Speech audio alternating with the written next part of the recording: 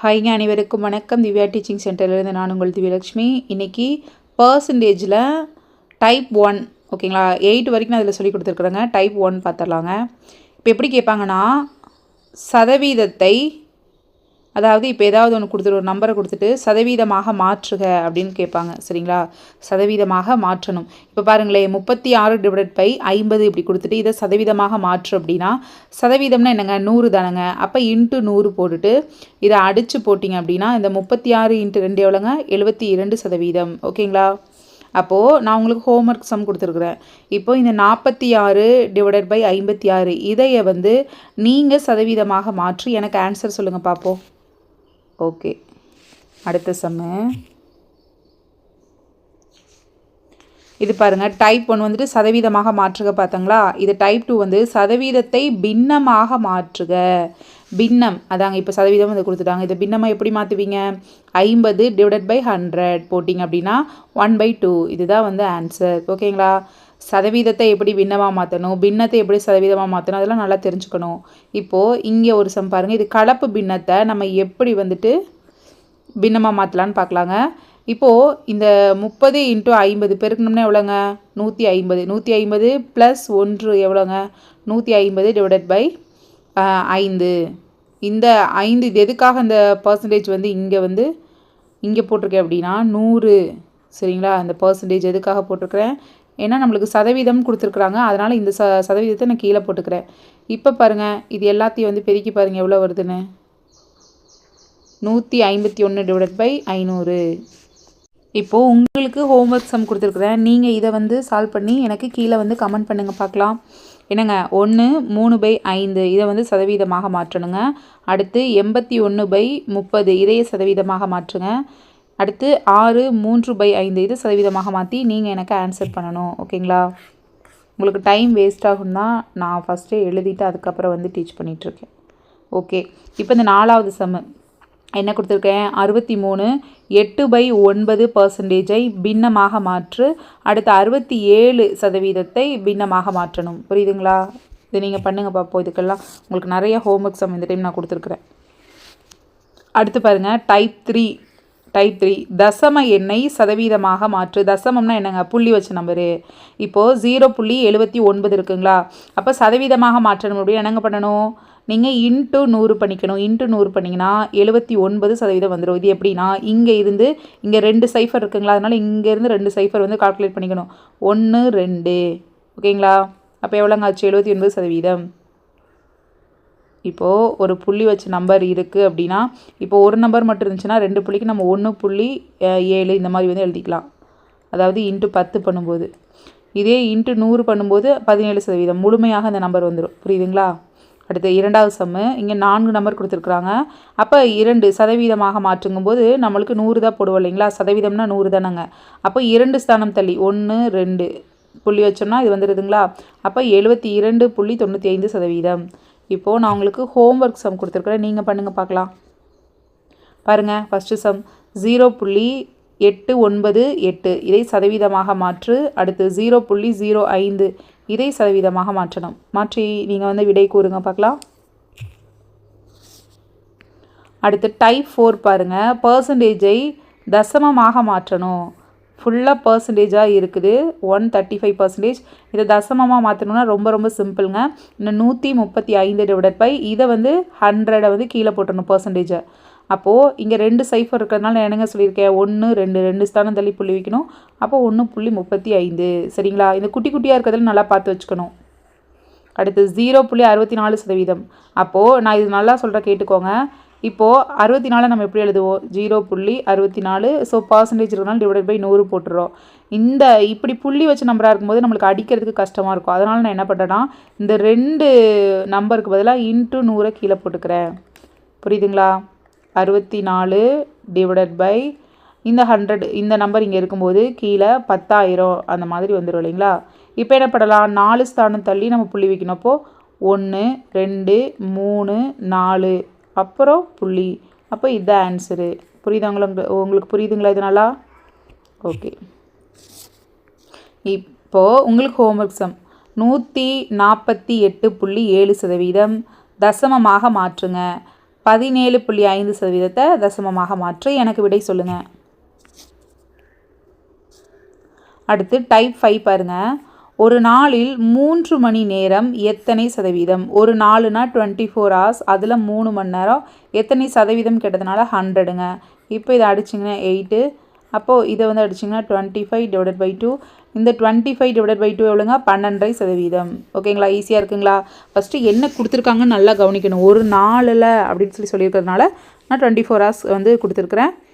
So எதனால் 24 hours கொடுக்குறீங்க மேம்னா, இங்கே வந்து 3 மணி நேரம் கொடுத்துருக்குறாங்க. அதனால் நம்ம மணி நேரத்தை எடுத்துக்கிட்டோம்னா இந்த ஒன் டேயில் நம்மளால் அடித்து போட்டுற முடியாது. அதுக்காக தான் நான் 24 hours எடுத்திருக்கேன். புரியுதுங்களா? இப்போது அடுத்த சம் பார்க்கலாங்க. பாருங்கள், 1/35 என்பது 2/7 எத்தனை சதவீதம் அப்படின்னு கேட்குறாங்க. ஓகேங்களா? 1/35 என்பது இப்படி கேட்டிருக்காங்கன்னா ஓகே, இங்கே 2/7ங்கிறது பையில் வந்திருக்குது. பட் நம்மளுக்கு இன்டூவில் போட்டு அடித்தோம்னா நம்மளுக்கு ஆன்சர் ஈஸியாக வருங்கிறதுக்காக இந்த பையில் இருக்கிறத இன்டூவில் மாற்றுறங்கும் போது அப்படியே தலைகீழாக மாறிடுங்க. புரியுதுங்களா? என்னங்க, பையில் இருக்குது, நம்ம இன்டூவாக எல்லாத்தையும் இன்டூ பண்ணி தானங்க நம்ம அடிப்போம். ஃபஸ்ட்டு சம் அப்படி தான் நாங்கள் பண்ணோம். ஸோ இன்டூ பண்ணி அடிக்கிறோங்கிறதுனால இந்த இன்டூ, அதாவது டிவைடட் பையில் இருக்கிறது பெருக்கலாக மாறும்போது கீழே இருக்க நம்பர் மேலே இருக்க நம்பர் கீழே வந்துடும். ஸோ 7/2 போட்டிருக்கேன். இன்டூ ஆல்ரெடி நம்ம சதவீதம் அப்படிங்கிறதுனால ஒரு 100 போட்டிருக்கேன். இப்போ எல்லாத்தையும் இந்த 7 5 35. ஸோ 5, இந்த 5 வந்து இங்கே அடிப்படும்போது 20, இதை மறுபடியும் அடிக்கும்போது 10%. புரியுதுங்களா எப்படி போட்டிருக்கேன்னு? இப்போ ஹோம்ஒர்க் சம் உங்களுக்கு. 1 மணி நேரத்தில் 10 நிமிடம் எத்தனை சதவீதம்? 1 மணி நேரம், இங்கே 10 நிமிடம். ஓகேங்களா? 1 மணி நேரத்தில் 10 நிமிடம் என்பது எத்தனை சதவீதம்? அடுத்து 7.2 கிலோகிராமில் 18 கிராம் எத்தனை சதவீதம்? சரிங்க, 1 மணி நேரம், இங்கே மணி நேரம் கொடுத்துருக்காங்க, இங்கே நிமிடம் கொடுத்துருக்காங்க. இப்போ எப்படிங்க நம்ம ஒரு நாளை இங்கே 3 மணி நேரம் கேட்டிருக்காங்கிறதுக்காக நம்ம மணி நேரமாக கன்வெர்ட் பண்ணோம். அதே போல் இதையும் பண்ணுங்க பார்ப்போம். அடுத்து 7.2 கிலோகிராம் 18 கிராம் அப்படின்னா எத்தனை சதவீதம்? 7.2 கிலோவில் 18 கிராம் எத்தனை சதவீதம்? நீங்கள் போடுங்க பார்க்கலாம். அடுத்து இப்போது இன்னொன்று, இது வந்து ஹோம்ஒர்க் சம்மாக தான் கொடுத்தேன். பட் உங்களுக்கு இது புரியணுங்கிறதுக்காக நான் அது வந்து இது பண்ணிட்டேன். சரி, நீங்கள் பாருங்கள். 5 டசன் முட்டையில் 10 முட்டை வந்து அழுகிவிட்டால் நல்ல முட்டை எத்தனை சதவீதம்? நல்ல முட்டை, அதாவது 5 டசன் அப்படிங்கும்போதே இப்போ நீங்கள் நல்லா கவனிக்கணும். அந்த குட்டியை பார்த்துட்டு வந்தீங்கன்னா தான், குட்டி குட்டியாக இருக்கக்கூடிய சம சால்வ் பண்ணிங்கன்னா தான் இந்த மாதிரி உங்களுக்கு இதாக கொடுக்கும்போது, தியரியாக கொடுக்கும்போது உங்களால் போட முடியும். புரியுதுங்களா? அப்போது 5 டசன்னு கொடுத்துட்டாங்க, இங்கே 10 முட்டைன்னு கொடுத்துட்டாங்க. 10 முட்டைங்கிறது நம்மளுக்கு புரியும். 5 டசன்னா புரியாது இல்லைங்களா? அப்போ 5 டசன் அப்படின்னா ஒரு டசனுக்கு 12 முட்டை இருக்கும். அப்போ 5 டசனுக்கு 60 முட்டை இருக்கும். அந்த இப்போ நம்மளுக்கு என்ன கேட்குறாங்கங்க? அழுகிடுச்சு, ஆனால் நல்ல முட்டையோடது கேட்குறாங்க. அப்போ அழுகின முட்டையை இங்கே கழிச்சிட்டோம் அப்படின்னா நம்மளுக்கு நல்ல முட்டையோட எண்ணிக்கை கிடச்சிருங்களா? ஓகே, அப்போது 60 நல்ல முட்டை, அதில் 10 அழுகிருச்சுன்னா நல்ல முட்டையோட எண்ணிக்கை வந்துட்டு 50. இதே அழுகிய முட்டை சதவீதம் கேட்டாங்கன்னா இங்கே நீங்கள் என்னங்க பண்ணணும்? 10க்கு தான் வந்துட்டு கண்டுபிடிக்கணும். புரியுதுங்களா? இந்த 50ங்கிற இடத்துல 10 போட்டு சதவீதம் கண்டுபிடிக்கணும். நம்மளுக்கு நல்ல முட்டை கேட்டுக்கிறதுனால டோட்டலாக வந்துட்டு 60ங்க, அதில் வந்து 50 நல்ல முட்டை இன்ட்டு 100. இதை வந்துட்டு நீங்கள் சால்வ் பண்ணிங்கன்னா கடைசியில் 83 1/3% வந்துடும். புரியுதுங்களா? ஓகே, இப்போது உங்களுக்கு சம் கொடுத்துருக்குறேன். 120 டீச்சர்ஸ் வந்துட்டு ஒரு ஸ்கூலில் இருக்கிறாங்க அப்படின்னா அதில் 70% பேர் ஆண் ஆசிரியர். அப்போது எத்தனை சதவீதம் பெண் ஆசிரியர் இருப்பாங்க? நான் முன்னாடி என்ன சொல்லி கொடுத்தேனோ அதே தான். கொஷன் மட்டும்தான் உங்களுக்கு மாறும், மற்றபடி எல்லாமே ஒரே மாதிரி தான் வரும். ஸ்டெப்பெல்லாம் ஒரே மாதிரி தான் வரும். போடுங்க பார்க்கலாம். என்னங்க, 120 ஆசிரியரில் 70% பேர் ஆண்கள். அப்போது எக்ஸு, அதாவது பெண்கள் எத்தனை சதவீதம் பேர்னு சொல்லுங்கள். அடுத்து டைப் 6 பாருங்கள். 10% உயர்கிறது, அதாவது ஒருத்தரோட வருமானம் 10% உயர்ந்து 10% குறைகிறது எனில் அவரோட வருமானம் எத்தனை சதவீதம் வந்துட்டு குறையும் அல்லது அதிகரிக்கும் அப்படிங்கக்கூடிய கேள்வி வருது. நல்லா கவனிக்கணும். என்ன கேட்குறாங்க? இந்த மாதிரி உயர்கிறது குறைகிறது இந்த மாதிரி கேட்டாங்க அப்படின்னா என்ன பண்ணணும்னா, நீங்கள் டைரெக்டாக இங்கே இருக்குது பாருங்கள் ஃபார்முலா, இந்த ஃபார்முலா வந்துட்டு யூஸ் பண்ணிக்கணும். சரிங்களா? என்ன, +r-x +r-y +r இன்ட்டு 100/100. ஓகேங்களா? இப்போது என்ன பண்ணணும்னா, எக்ஸ் கொடுத்துருக்குறாங்க. ஃபஸ்ட் என்னங்க பண்ணியிருக்கிறாங்க? உயருதுன்னு கொடுத்துருக்குறாங்க. அதனால் நான் ப்ளஸ் எடுத்துக்கிறேன். ஸோ ப்ளஸ் குறி இங்கே போட வேண்டிய அவசியம் இல்லை. ஆமாம் தானேங்க? அப்போ 10. அடுத்து என்னங்க, வைங்கிற இடத்துல 10% குறையுதுங்கிறாங்க. குறையுது அப்படின்னா என்னங்க பண்ணணும்? மைனஸ் போட்டுட்டு 10 போட்டுக்கணும். இப்போ ப்ளஸ்ஸும் மைனஸும் ஆட்டோமேட்டிக்காக நம்மளுக்கு கேன்சல் ஆயிரும். இங்கே என்ன வரும்னா பாருங்கள் ப்ளஸ் ஆர் மைனஸ் இன்டூ அப்படின்னு கொடுத்துருக்குறாங்க. அப்போது இது ரெண்டையும் இது வந்து எக்ஸ்ஒய்ங்க, x y plus r minus x y, இந்த எக்ஸ்ஐ இன்ட்டு பண்ணி மேலே போடணும். அப்போனா 100 வந்துடும். நம்மளுக்கு எதனால் மைனஸ் போட்டிருக்கிறோன்னா இந்த ப்ளஸ்ஸு 10ஐயும் மைனஸ் 10ஐயும் பெருக்கும்போது நம்மளுக்கு -100 வந்துடும். ஸோ இதை கேன்சல் பண்ணோம்னா -1 -1ன்னு வந்திருக்கிறதுனால இவங்க வருமானம் -1% குறையும். புரியுதுங்களா? மைனஸ் வந்தால் குறையும், ப்ளஸ் வந்தால் அதிகரிக்கும். இன்னொரு சம் பாருங்கள். இப்போ 30% அதிகரித்து 40% குறைகிற வருமானம், ஓகேங்களா? இந்த வருமானம் எத்தனை சதவீதம் குறையும் இல்லைனா அதிகரிக்கும் அப்படின்னு சொல்லி கேட்குறாங்க. ஓகே, குறையும் அதிகரிக்கும்னு கேள்வி கேட்டுட்டாங்க. அப்படின்னா நம்ம என்னங்க பண்ணணும்? Plus r minus x plus r minus y plus r minus into x y into 100, ஓகேங்களா? அப்போ இப்போ என்ன பண்ணணும்? எக்ஸுங்கிற இடத்துல 30% அதிகரிக்கும்னு கொடுத்துருக்குறாங்க. அதனால் நான் 30 போட்டிருக்கிறேன், ப்ளஸில் போட்டிருக்கேன் அதிகரிக்கும்னால. 40% குறையுங்கிறதுனால -40 கொடுத்துருக்குறாங்க. இங்கே என்னங்க பண்ணணும்? இது ரெண்டையும் இன்ட்டு பண்ணி போடும்போது 1200. ஏன் மைனஸுங்க? ரெண்டையும் வந்து பெருக்கும்போது மைனஸ் குறி வந்து போட்டிருக்கிறேன், ஓகேங்களா? பெருக்கும்போது மைனஸ் குறி.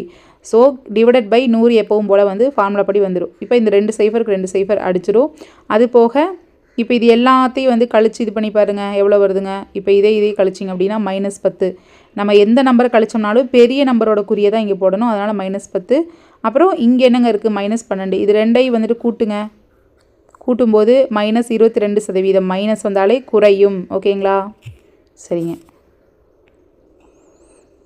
அடுத்து பாருங்கள், உங்களுக்கு ஹோம்ஒர்க் சம்மு.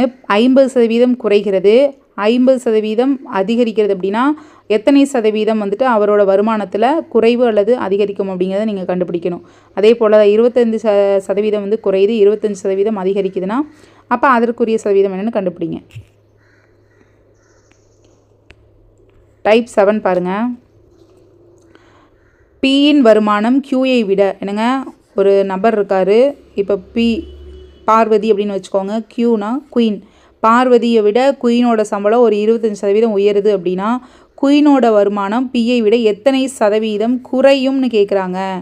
இப்போது நல்லா கவனிக்கணும். முதல் பார்த்த சம்முக்கும் இந்த சம்முக்கும் நிறையா வித்தியாசம் இருக்குது. பியின் வருமானம் கியூவை விட 25% அதிகமாகுது, இவங்களை விட இவங்க இத்தனை சதவீதம் அதிகமாகுது அப்படின்னு கேட்குறாங்க. இங்கே வந்து நல்லா கவனிக்கணும். இந்த இடத்த அதிகமாகுது அப்படின்னு கேட்குறாங்க அப்படின்னா ஃபஸ்ட்டே அதிகமாகுது, செகண்டு குறையுதுன்னு சொல்கிறாங்களே மேம், அப்போ அது என்ன பண்ணுறதுன்னெலாம் மண்டையை போட்டு குழப்பிக்கூடாது. புரியுதுங்களா? ஃபஸ்ட்டு அதிகமாகுதுன்னு கேட்குறதுனால அதிகம் அப்படின்னாலே இந்த ஃபார்முலா யூஸ் பண்ணிக்கோங்க. புரியுதுங்களா? நான் பின்னாடி எழுதியிருக்கேன். R/100 + R × 100. இந்த ஃபார்முலாவை அப்படியே மைண்டில் வச்சுக்கோங்க. இதன் அடிப்படையில் நம்ம இங்கே கொண்டாந்து சப்ஸ்டியூட் பண்ணலாங்களா? ஓகே, ஆறுங்கிறது இங்கே 25. ஸோ நான் 25 போட்டேன். டிவைடட் பை இங்கே 100 + R வந்துட்டு ஒரு 25. அப்போ ரெண்டையும் கூட்டோம்னா 125 × 100. இப்போ இது எல்லாத்தையும் அடித்து போட்டோம் அப்படின்னா நம்மளுக்கு 20% வந்துருச்சுங்களா? அப்போ கியூவோட பிஐ விட குறைவு, அப்போ 20%. புரியுதுங்களா எவ்வளோன்னு? ஓகே, இந்த ஃபார்முலா தான் நீங்கள் நல்லா ஞாபகம் வச்சுக்கணும். இன்னொரு பாருங்கள், குறைகிறது பார்த்துக்கோங்க.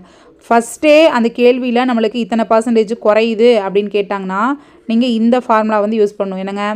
R/100 - R × 100.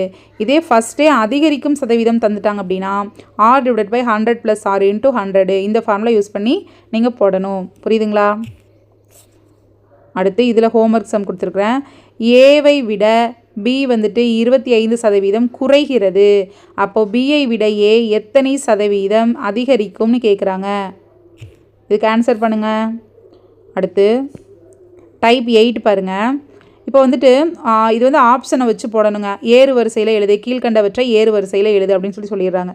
இப்போ நீங்கள் என்ன பண்ணணும்னா இப்போ வந்து ABCD இந்த மாதிரி கொடுத்துட்டாங்க, ஓகேங்களா? ஏறு வரிசையில் எழுதணும் அப்படின்னு இந்த மாதிரி ஆப்ஷன் வந்துட்டு கீழே இந்த மாதிரி கொடுத்துருவாங்க. இது வந்து ஆப்ஷன் வச்சு நீங்கள் கண்டுபிடிச்சிக்கலாம். ஆனால் அது எப்படி போடணும்னு சொல்கிறேன் பாருங்கள். 8ல் 25% அப்படின்னா 8 × 25 / 100. இந்த 100 வந்து டிவைடட் பையில் வந்துடும். எல்லாம் அடிச்சு போட்டால் 2 வந்துடும்.